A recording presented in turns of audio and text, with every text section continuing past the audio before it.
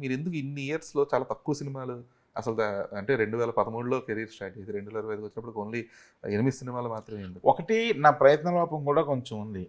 ప్రయత్నం in the sense ఎలాగంటే ఇప్పుడు ఫర్ సపోజ్ ఇప్పుడు సినిమా అవుతుంది కదా, ఈ సినిమా అయిపోయిన వెంటనే ఏదో ఒక హీరో పిలిచి నాకు సినిమా చెయ్యనగా హీరో పిలిచాడు కదా అని వెళ్ళిపోను నేను.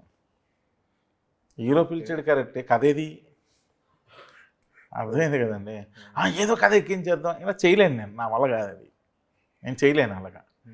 నేను ముందు ఎవరు పిలిచినా సరే అలాగే సార్ కథ రెడీ అయిపోగానే నేనే మీకు ఫోన్ చేస్తాను సార్ అంటారు.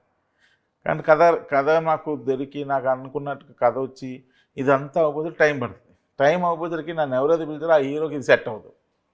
ఓకే, ఒకవేళ సెట్ అయింది అనుకోండి, ఆ హీరో వేరే దాంట్లో కమిట్ అయి ఉంటారు, ఆ డేట్లు సెట్ కావు. మళ్ళీ ఈ కథకు సెట్ అయిన హీరో డేట్లు ఇంకో దగ్గర దొరుకుతాయి.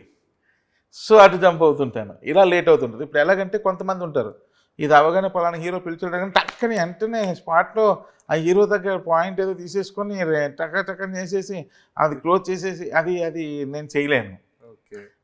అంటే ఆ వర్కింగ్ స్టైల్ నాకు రాదు. వెంకటేష్ గారి సినిమా అలాగే మిస్ అయిందా అయితే? వెంకటేష్ గారి సినిమా కథ గురించి చాలా రోజులు కూర్చున్నాం సార్, చాలా బాగా చేసాం, సూపర్ కథ. ఇప్పటికీ నేను చెప్తున్నా వెంకటేష్ బాబు కోసం చేసిన కథ సూపర్, ఆ రోజుకి సూపర్ కథ. క్లైమాక్స్ ఒక్కటే బాగాలేదు, నాకు నచ్చట్లేదు, ఆయనకి నచ్చట్లేదు. క్లైమాక్స్ గురించి ఇంచుమించు 3-4 నెలలు తంటాలు పడ్డాం. కానీ ఎన్నిసార్లు తిరిగినా క్లైమాక్స్ మళ్ళీ అక్కడికే వస్తుంది, ఎన్నిసార్లు తిరిగినా అక్కడికి వస్తుంది. ఇది కాదని ఎంత అంటే ఇంకా దానికి ఇంకా ఆల్టర్నేట్ లేదు, ఎన్ని రకాలుగా ఆలోచించినా సరే. సో ఏదో ఒకటి చేసేసి తోసేద్దామంటే దానికి వెంకటేష్ బాబు ఒప్పుకోరు, నాకు కూడా అంత ఇంట్రెస్ట్ ఉండదు ఏదో ఒకటి చేసేయాలంటే. అంటే ఇప్పుడు మరి ఆ క్లైమాక్స్ కోసం అని చెప్పేసి హోల్డ్లో పడిపోయింది అంతేనా? ఇంకా అప్పుడు ఆగిపోవడానికి కారణం అది. ఓకే, బట్ ఇప్పటికి కూడా ఇప్పుడు అది వర్కౌట్ అవ్వదండి.